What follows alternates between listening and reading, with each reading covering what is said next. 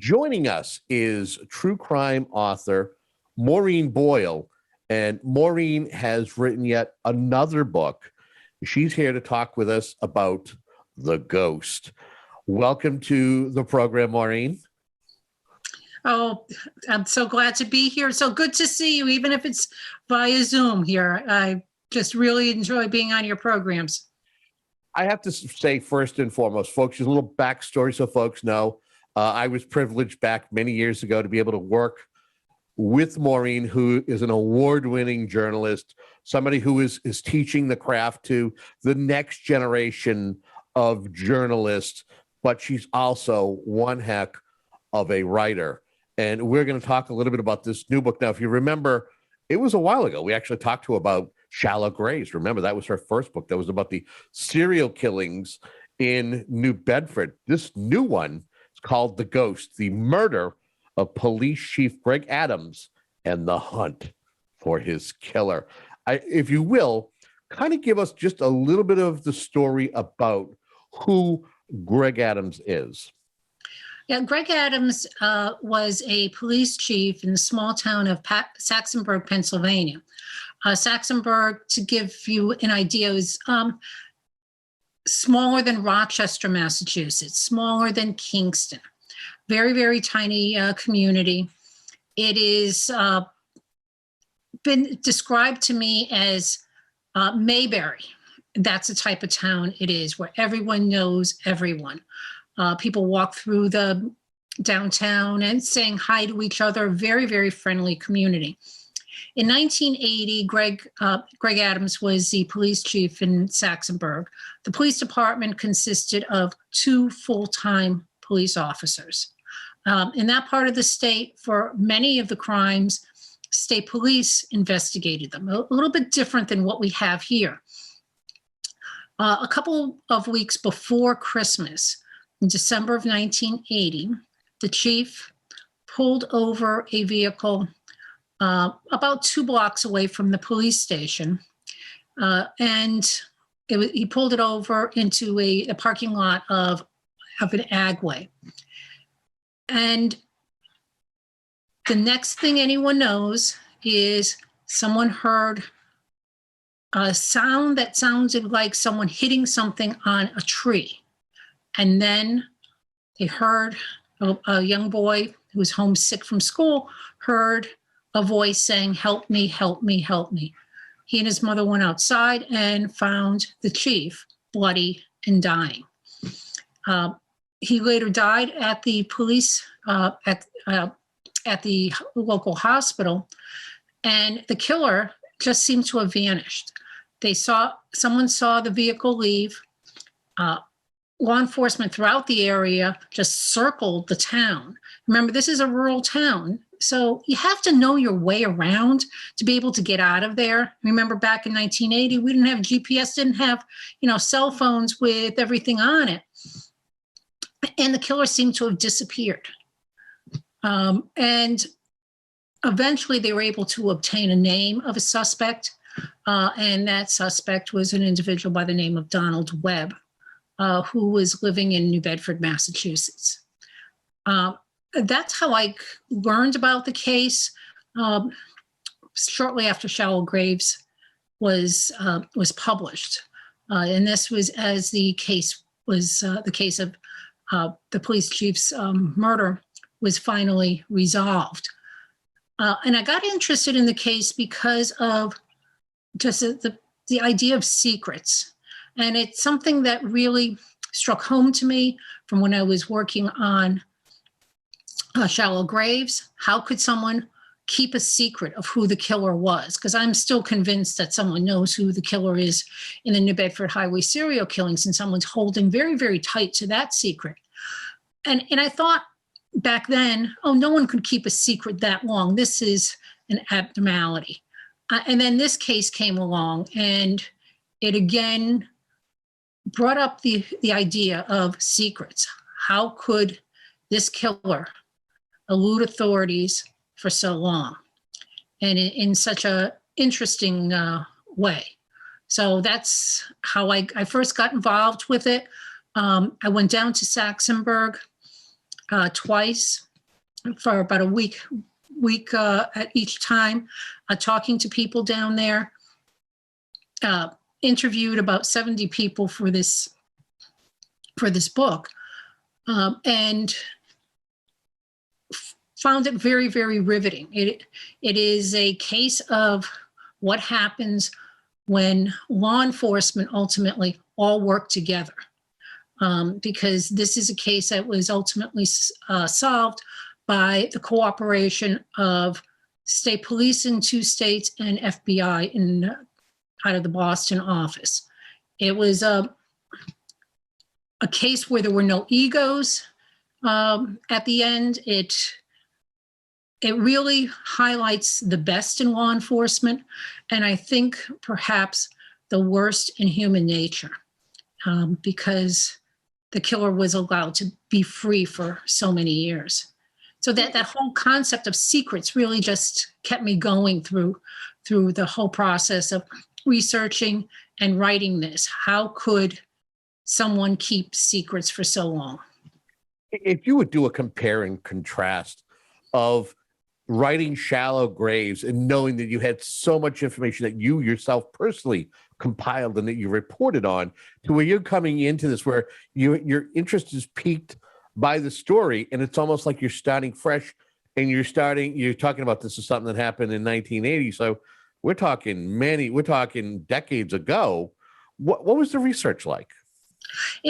That's a really good question. And it was very different, because not only was I going back in time, I was also going to a state that I wasn't all that familiar with.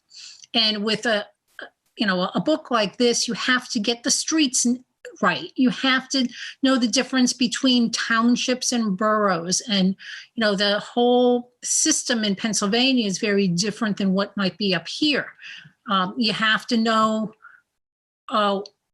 what highway is going through what community and remember it, and know the proper terms for the type of governments in that area. Here I could just rattle off the information because it's just so ingrained. So it made me have to work a little bit harder in that way, and that was good. And because I didn't know anything really that much about the case going into it, it was all very fresh. So I was able to ask, I think, even more questions, because I couldn't make any assumptions, because I was looking for answers. Did you feel that the individuals were welcoming to you? Here you are, you're an outsider. You're from another state, and here you are asking these questions. Did you feel that people were forthcoming and willing to talk to you, or did you meet any resistance along the way? That's an interesting question, and I was really blessed that those in Saxonburg just welcomed us with open arms. They were so cooperative, so helpful.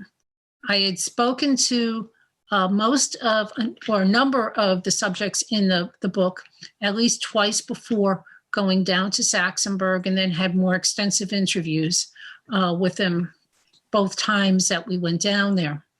And people were just terrific, awesome. It's just such a warm and tight-knit community, and there was no, oh, what do you want to know? They're like, oh, thank you for remembering Greg Adams. Thank you for doing this. But it seems as though, and that was my next question is that if people were so welcoming, it sounds as though they want to resolve this crime and find answers for his murder. Yes. And also they don't want people to forget the Chief Adams. I mean, every year they hold a memorial for him, every single year. There's a street named after him. They have a memorial in front of their municipal building. He's not forgotten there. It really is, a scar in the heart of that community. Again, if you're just tuning in, we are speaking with Maureen Boyle, and we're here talking about the ghost, the murder of Police Chief Greg Adams, and the hunt for his killer. And the question asked is, how could such a dark secret have been kept for so many years? You might want to check this book out. How was your approach to writing this book any different? Did you keep the same approach to writing Charlotte Graves as you did The Ghost, or did you have to tweak or refine anything? I kept some of the approach very similar. I have a tendency to write as I report, especially some of the scenes while it's still fresh in my mind, and then fine tune it as I go along. So part of that was that process was very, very similar. So when you were writing the book, so did you feel like the information was flowing, or did you have any times? It's almost when you're writing, sometimes you have writer's block, or sometimes you'll get so much information going, all right, something doesn't fit here, I'm missing another puzzle piece. Did you come across any types of challenges like that? Yes. There was different spots where it's like, oh, this isn't working. And the reason why it wasn't working is that I had to get more information. I needed to talk to more people. I was trying to write around a hole. So, and you can't do that. That's a signal that you have more work that's got to be done. Now, are you the first person who's actually written a book about Chief Adams, or have there been others who've made an attempt to do this? Not successful, as it seems to be you might have been. As far as I know, that there has not been any other book written about Chief Adams and the killer's ties to Massachusetts. And the killer's ties were very, very deep here in Massachusetts. Now, is it worth asking, did you find any local scribe down there, or maybe a Maureen Boyle-esque person who might have been that maybe you could have connected with? Go, hey, what's some of the things to help you in your research process? Actually not. I did, I was in contact with the reporters, a couple of the reporters down there. And I'll tell you, the community reporting down there is absolutely wonderful. It is alive and well. They have a very, very strong and vibrant daily newspaper in the Saxonburg area called the Butler Eagle, where it is community journalism where everything is covered. But they have a job to do, and they're working, churning out stories every day. But they were very welcoming and very, very nice. But no, they were not helping with the research. I did rely on some of the old stories primarily that were in the Butler Eagle from scrapbooks that some of the police officers had, and as well as the Saxonburg Museum. Now, again, you and I, prior to sitting down and talking, one of the key things we want to make sure of is that we want folks to sit down and to read this book and find out what actually happened. But I think the one thing that I wanted to probably ask is, did you find that the police department, there's a lot of technology that has been introduced since 1980 in the ways of tracking down whether it's DNA, or there are different ways to be able to help move along a cold case.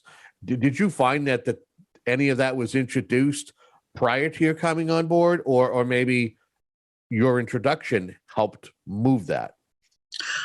No, actually, they knew early on who the killer was. It was a matter of finding him.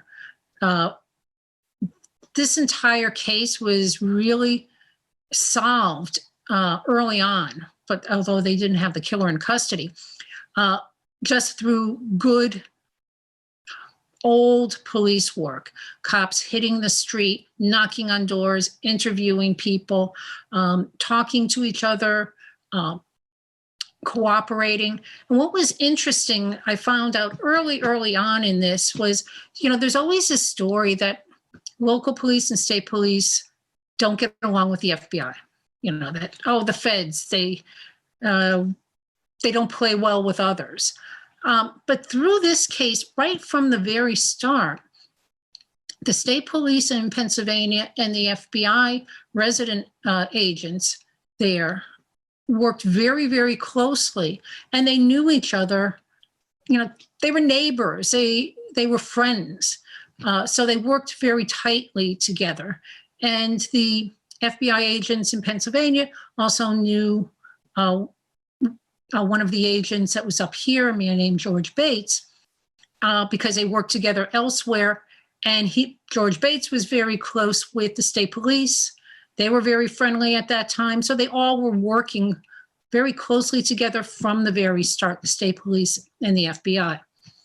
And at the conclusion of the case, it was solved again with state police and the FBI, state police in 2 states. I would ask you this, and again, asking you to put your journalist hat on.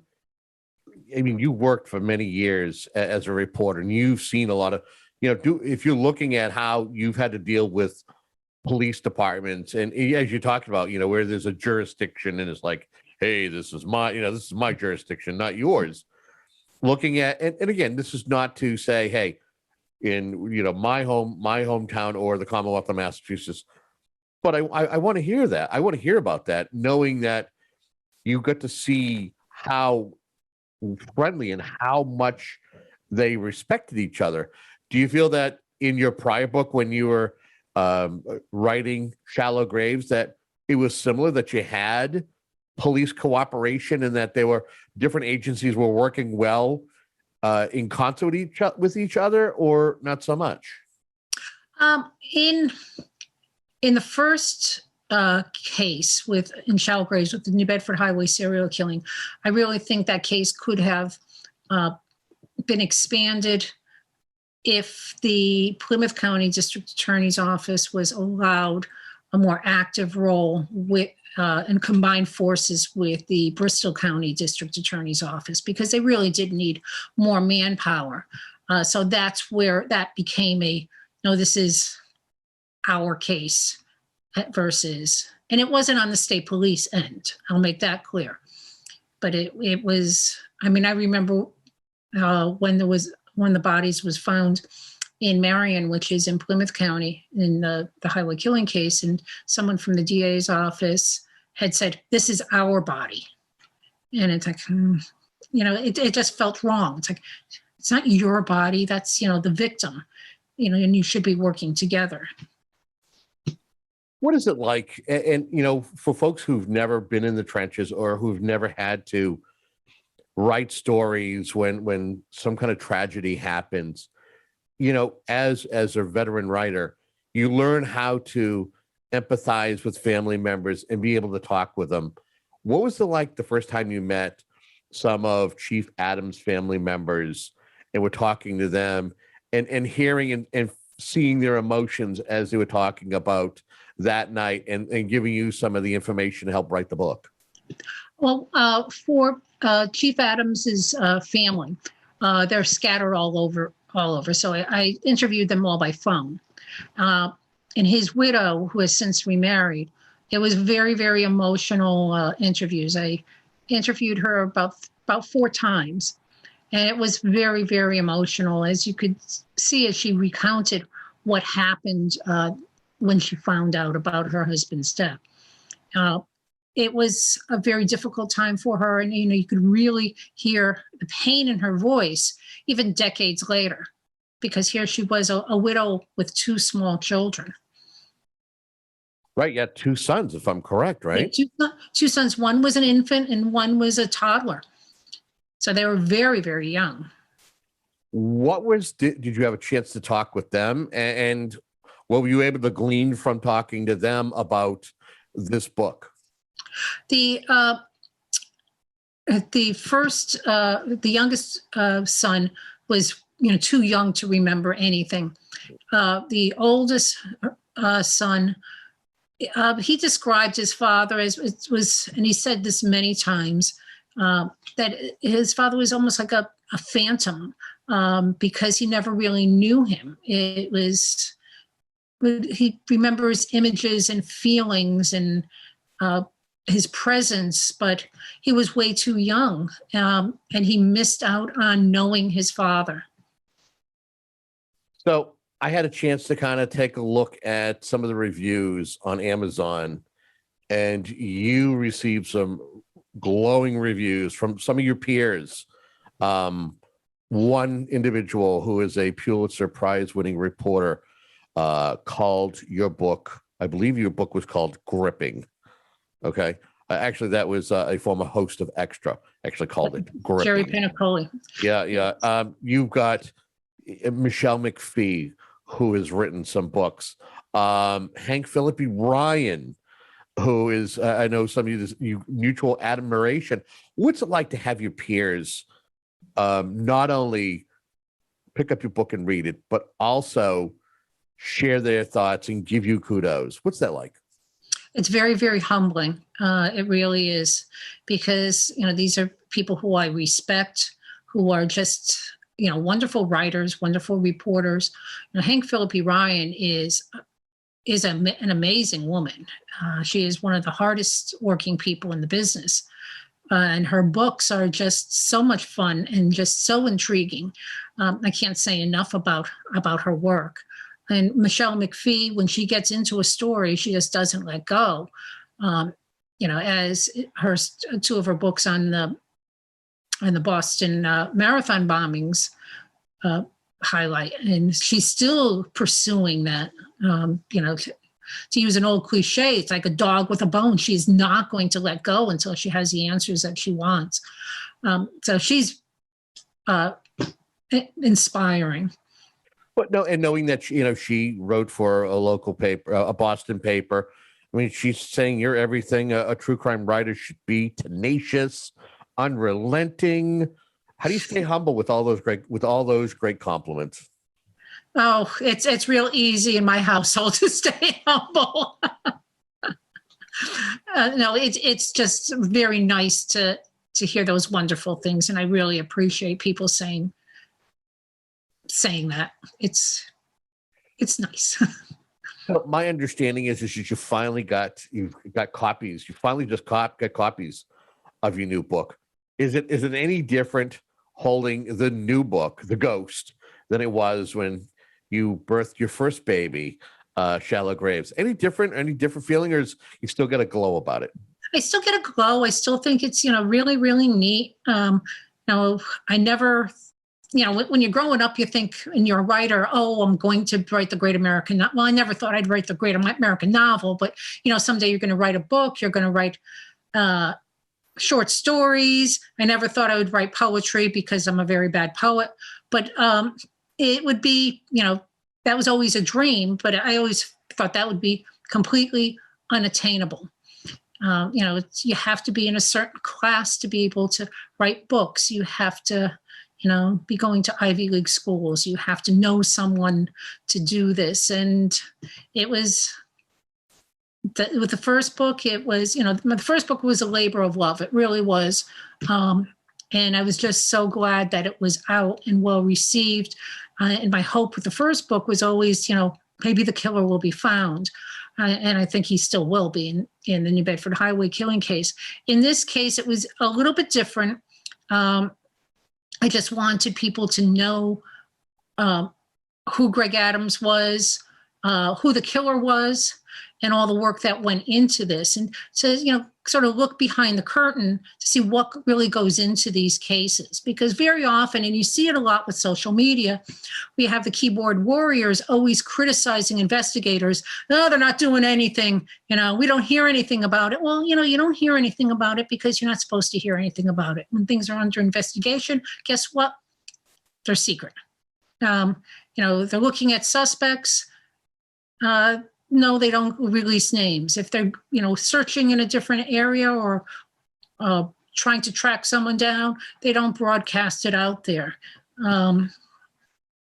There's a lot of work behind the scenes that goes out. And I hope this book allows people to see what goes on behind the scenes when they thought nothing was going on. I will say you did a fantastic job in promoting and getting around and doing the library tours for Shallow Graves. knowing that this gloom called COVID is lifting, are you planning a similar promotion of The Ghost? And where can folks be able to follow you if they want to see if you're coming to a library near them, or if you're going to be doing book signings? I have a website, maureenboylewriter.com. You can still also find information about Shallow Graves on shallowgravesabook.com. I'm on Twitter, on Instagram, and there is a Facebook page for the book, which is The Ghost, the murder of Greg Adams and the hunt for his killer. It may be a shortened version, whatever fits on there for a Facebook page, but it's so they can find out, especially on Facebook. There's a lot of information on there. And I also have an author's page on Facebook of Maureen Boyle. Maureen, anything as we wrap this conversation up? I usually try to give my guests an opportunity because I can't ask every question, and maybe I might overlook a particular question. But is there an essential question that I should have asked you, or that you're asked that you feel is kind of important to folks who are interested in buying this book and reading this book? Well, first, one question I didn't answer to you, where they could buy the book. Barnes & Noble, I know in Dartmouth and in Rhode Island it's available. It's probably available also in Hingham, and also on Amazon. And just inquire at your local bookstores about it, and they can order it for you. We have been speaking with Maureen Boyle, award-winning journalist, but she's also a book author. You want to check her out, true crimes author. Maureen, I want to thank you so much for joining us today. Oh, thank you so much. I always appreciate being on your show.